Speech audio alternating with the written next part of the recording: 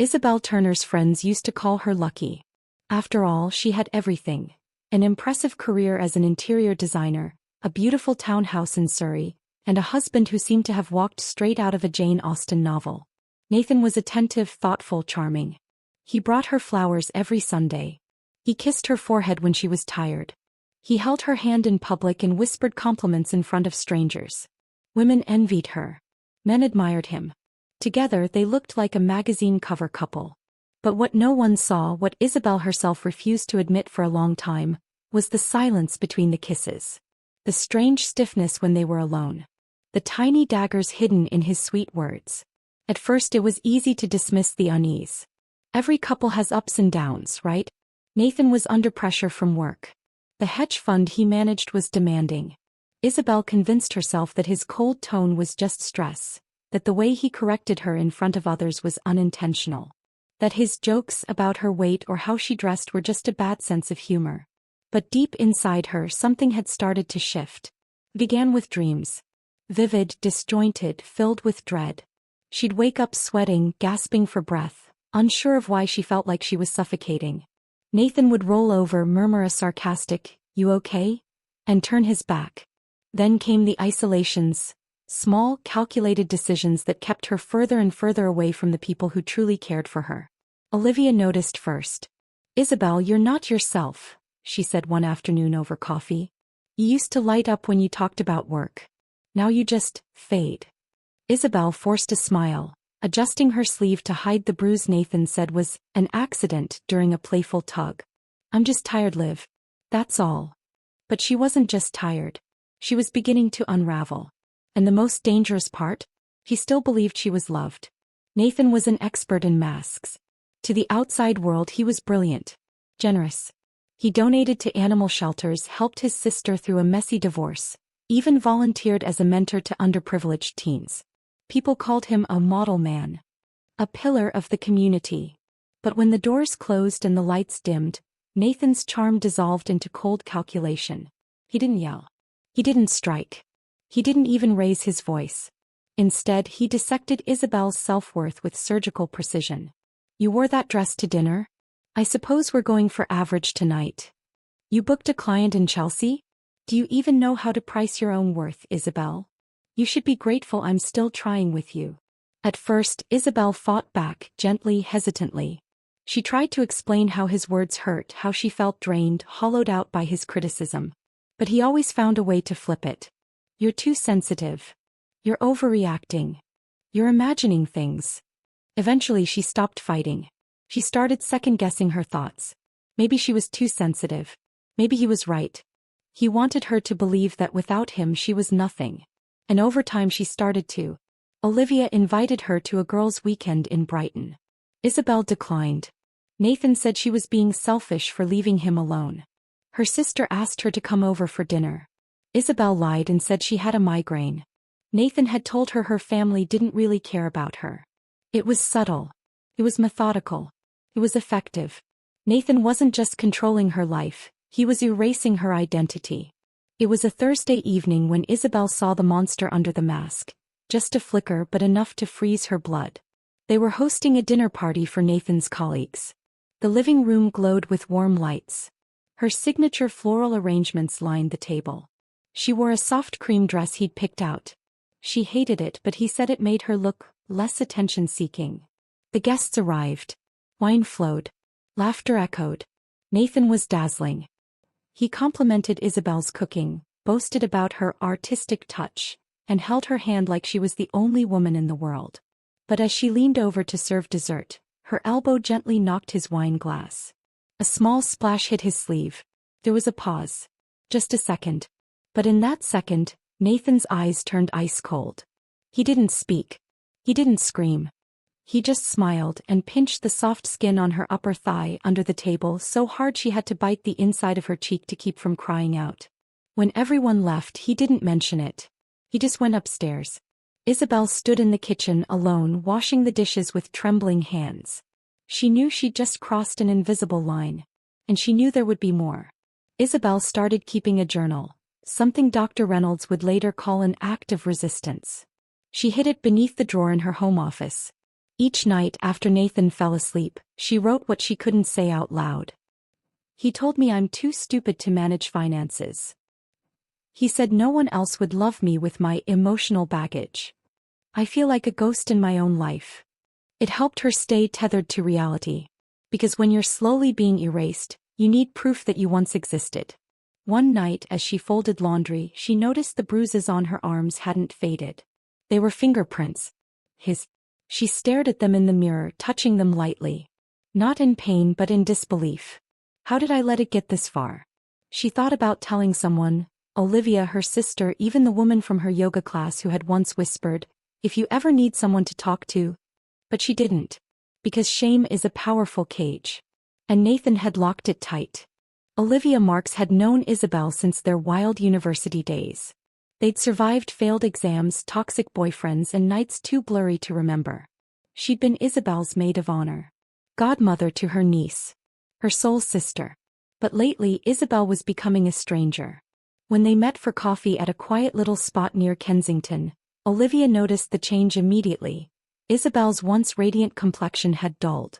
Her eyes no longer sparkled. She smiled, but it was strained. Practiced. "You look tired," Olivia said gently. "I've been working a lot," Isabelle lied. "No, love. You look dimmed." Isabelle stirred her cappuccino with mechanical precision. She didn't want to talk. Not really. Because if she said the words out loud, if she admitted that Nathan was emotionally destroying her, it would make it real. But Olivia saw through her. "Is he hurting you?" Olivia whispered. Isabelle blinked, startled. "What?" "I've seen this before. The bruises, the way you shrink when someone touches your shoulder, the way you defend him even when I haven't said anything bad." "Belle, this isn't you." Isabelle's breath hitched. "He doesn't hit me," she said quickly. Olivia reached across the table, gently placing her hand over Isabelle's. "He doesn't have to. Abuse isn't just bruises. It's fear. It's walking on eggshells. It's losing yourself one cruel word at a time." Isabelle didn't cry. She nodded slowly. "I don't even know who I am anymore." "Then let's find her," Olivia said, her voice fierce and protective. "Before he destroys what's left." Their 5th anniversary was supposed to be magical. Nathan planned a weekend getaway to the Lake District. A luxury cabin, a private chef, champagne and silk robes. On the surface it screamed romance. Social media-worthy bliss. But underneath, Isabelle felt numb. On the drive there he belittled her music choice. At dinner he criticized her laugh. And when she tried to initiate conversation about something meaningful, something real, he mocked her for being too intense. That night, in the oversized bathtub filled with rose petals, he handed her a velvet box. Inside was a diamond bracelet. Stunning. Expensive. "I saw it in Paris last month and thought of you," he said, placing it on her wrist. "Because even broken things can still be pretty." Isabelle froze. He kissed her neck as if he hadn't just called her broken. As if he hadn't just sliced into her soul with a smile. Later she stood alone on the balcony, staring at the moonlit lake, the bracelet heavy on her wrist like a shackle. She realized then that Nathan didn't love her. He owned her. And she'd let him. 2 weeks after their anniversary, Isabelle booked a therapy session under a fake name. It felt like treason. Like adultery. She kept glancing over her shoulder as if Nathan would appear and accuse her of betrayal. Dr. Marcus Reynolds greeted her with a warm smile and kind eyes that didn't pry, just welcomed. She sat across from him, legs crossed tightly, hands trembling in her lap. "I don't know where to start," she whispered. "You already did," he said. "By showing up." That first session she didn't cry. She didn't even mention Nathan by name. She talked about her work, her lack of energy, her feeling of emptiness. But Dr. Reynolds didn't push. He let the silence fill the room until she was ready to break it. By the 3rd session she told him about the bruises. By the 5th she admitted the worst truth. "I don't think he ever loved me." Dr. Reynolds didn't try to fix her. He didn't say it would be okay. He just said, "You deserve to be loved in a way that doesn't hurt." Isabelle began to breathe again. Not fully. Not deeply. But for the first time in years. Honestly. It was a quiet Sunday morning when Isabelle's phone rang. She didn't recognize the number, but something in her gut told her to answer. "Hello." A woman's voice responded, hesitant. "Is this Isabelle Turner?" Yes. My name is Anna. I work at Langston Holdings. With Nathan. Isabelle sat up straighter. Okay. I don't know how to say this. But you need to know, your husband isn't who you think he is. Isabelle's breath caught. What do you mean? There's something going on. The finances. Personal dealings. And, her voice cracked. He's dangerous, Isabelle. I think he's done this before. With another woman. What? She disappeared. The line went dead. Isabelle stared at her phone, hands shaking, chest pounding. 1,000 thoughts swirled in her mind. Was it a prank? A lie? Or the beginning of a truth more terrifying than she ever imagined? One thing was certain. Nathan's darkness went deeper than bruises and cruel words. And Isabelle had just pulled the first thread. The next day, Isabelle couldn't shake the phone call from her mind. The woman, Anna, had sounded genuinely terrified. The words echoed in her head like a haunting chorus. He's done this before. She disappeared. Isabelle tried calling the number back, but it went straight to voicemail. She checked the company website for Langston Holdings, but no Anna was listed in any department. Not under HR, not administration, not executive assistants. It was like she didn't exist. But Isabelle had learned to trust her gut. Nathan had secrets. And this wasn't just about emotional abuse anymore. It was something darker. She decided to go through his old files. Nathan was meticulous but arrogant. He believed no one would ever question him. In the locked drawer of his home office, where he said she was never to snoop, she found a folder labeled, Chambers terminated. Inside, printed emails, receipts, surveillance photos. A woman with short red hair laughing with friends outside a pub. A letter of resignation dated 3 years ago. A restraining order, never filed. And then abruptly nothing. Isabelle's hands trembled. She didn't know who Chambers was, but she knew this. Nathan had stalked her. Monitored her. Something had happened, and this woman vanished. He called Olivia. I need your help, she said. And this time she didn't hide the fear in her voice. Olivia came over the next evening, armed with determination and a bottle of wine. You don't have to do this alone, she said as they sat cross-legged in Isabelle's living room surrounded by papers. Together they scoured Nathan's documents. In a false-bottom drawer under old tax files, Olivia found a small flash drive tucked inside a hollowed-out book. They exchanged a glance. Plugging it into Isabelle's laptop felt like defusing a bomb. The folder structure was cryptic, but inside were recordings, screen captures of emails, bank transfers, and something else. Audio files. One file was labeled, Chambers under... The voice on the recording was that of a woman, clearly distressed. He followed me. He told me if I spoke out he'd ruin me. I didn't know he was capable of it until the night I found my dog dead. It was a warning. I have to leave. I'm going off-grid. Then silence. The timestamp was from nearly 2 years ago. No further communication. No police report. Nothing in the news. Jesus Christ, Olivia whispered. He threatened her. Isabelle nodded slowly, her face pale. And now he's doing it to me. They copied the files. Olivia insisted on taking a backup. You need to get out, Belle. This isn't just emotional abuse anymore. He's dangerous.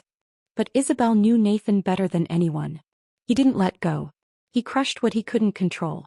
When Isabelle returned home later that night after walking Olivia to her car, Nathan was waiting at the kitchen island, sipping a glass of wine. I thought we were having dinner, he said, calm but cold.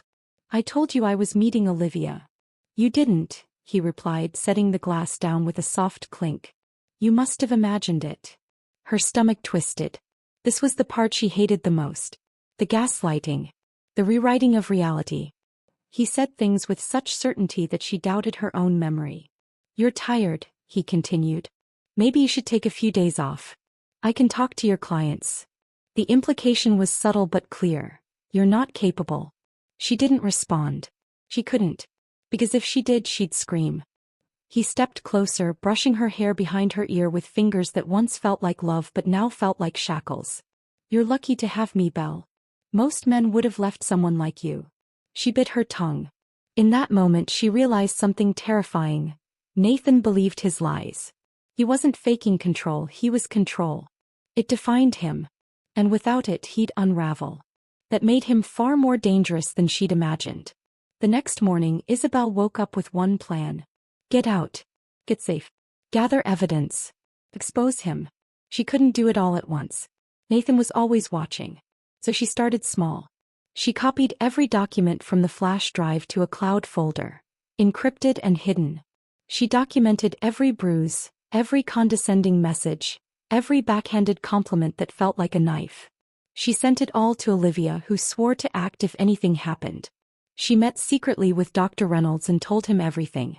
He offered her resources, including a safe house for women in danger. You don't have to wait until he breaks you, he said. But Isabelle wasn't ready to vanish in the night. She needed closure. She needed justice. And most of all, she needed to be the one to take him down. That night she made love to Nathan with her mask on. Smiling, responding, pretending. Because now she was wearing the mask. And behind it she was building a fire. A fire that would expose every dark thing he had done. And this time he wouldn't walk away unscathed. Nathan had always been calculating. Obsessively so. But as Isabelle began to play his game, matching his smiles with her own, he started to grow suspicious. Control was everything to him. And now he could feel it slipping. One evening, after a perfectly staged dinner where Isabelle laughed at his jokes and let him choose the wine, Nathan sat on the edge of the bed watching her undress. His eyes narrowed. You've been different lately, he said. Isabelle kept her back to him, careful to control her breathing. Different how? Lighter. Like something's amusing you. She shrugged gently. Maybe I'm just trying harder. For us. He stepped closer, his breath on her neck. I hope so. I'd hate to think you're hiding something from me. The threat was there just beneath the words. Isabelle turned to him, placing a soft kiss on his cheek. You'd be the first to know. He smiled, but his eyes stayed cold. Later that night, when he fell asleep, Isabelle crept into the ensuite and quietly opened the medicine cabinet. Inside was Nathan's sleeping aid, strong, prescribed by a psychiatrist he claimed to have seen for work stress. She snapped a photo of the label. Then she noticed something else. Another bottle, unmarked, tucked in the back. Inside were tiny white pills. She didn't know what they were. But she knew it wasn't good. The next day, Isabelle took the photo of the unmarked bottle to a discreet pharmacist Olivia knew in Soho. The man examined the image and raised an eyebrow. Where'd you get this? A friend, she said quickly. He nodded slowly. These aren't sold legally. You won't find them in a pharmacy. They're an older form of sedative, used for short-term memory suppression and control. Nasty stuff. Isabelle's stomach turned. He's been drugging me, she whispered. The man didn't respond. He didn't need to. It all made sense now. Why she sometimes felt dazed, why whole evenings blurred in her memory.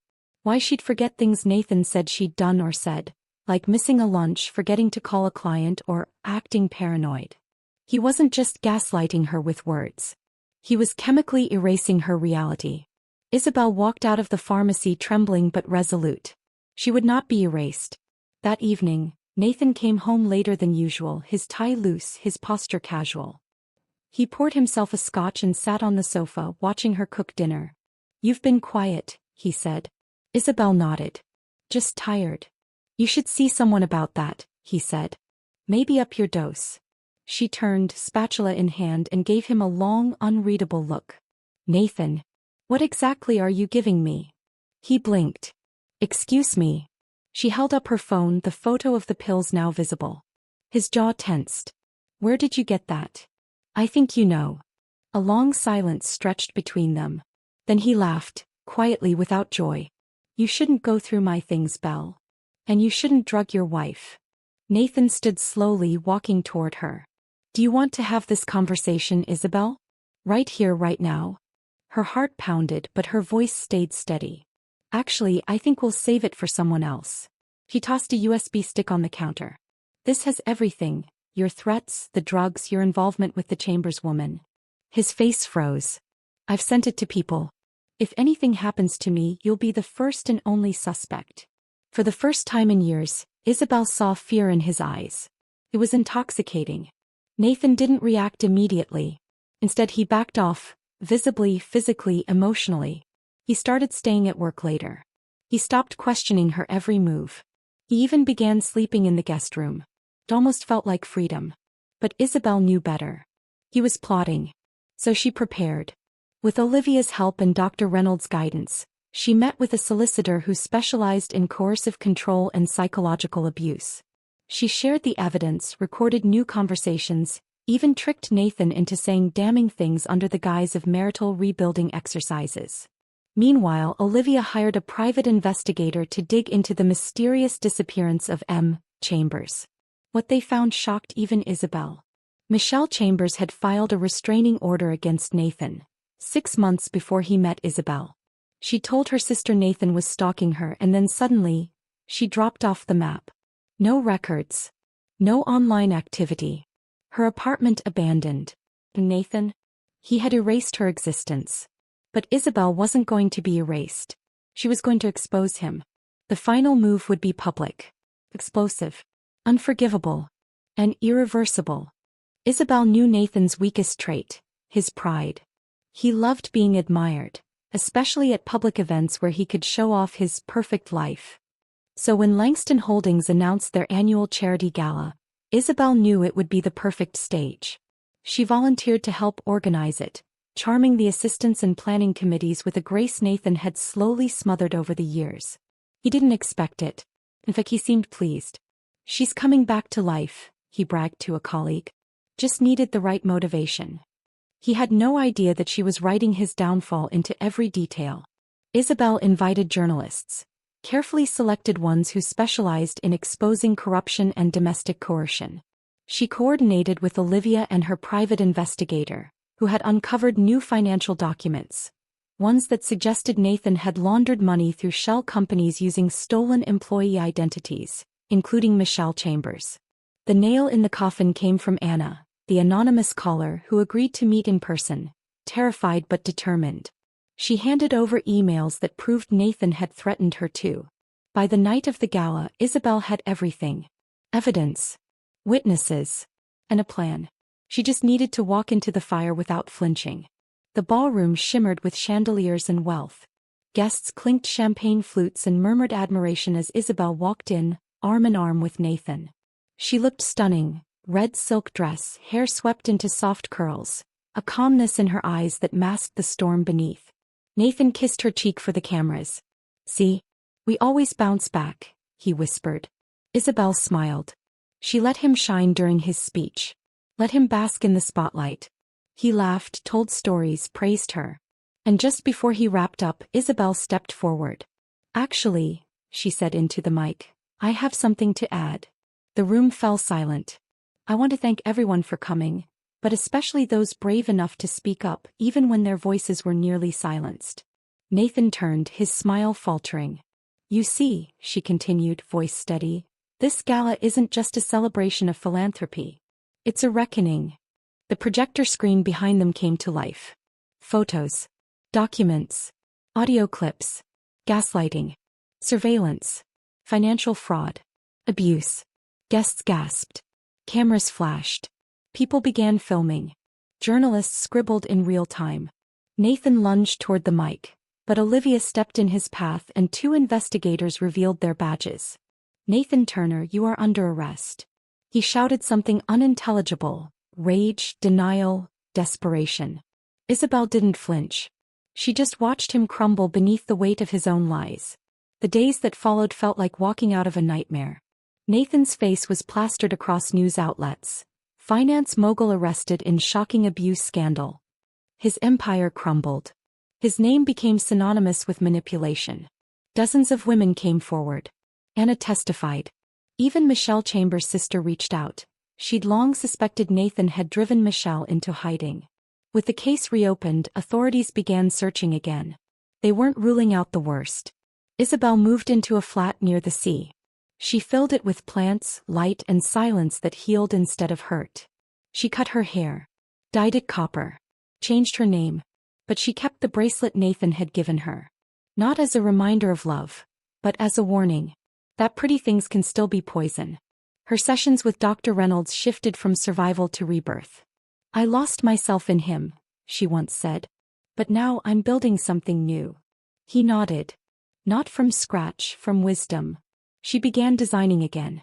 Clients found her through word of mouth. Olivia helped her set up a studio. And one evening, as she sat on the floor with a glass of wine, listening to the ocean from her open window, she whispered a truth that had taken years to accept. He didn't destroy me. He revealed me.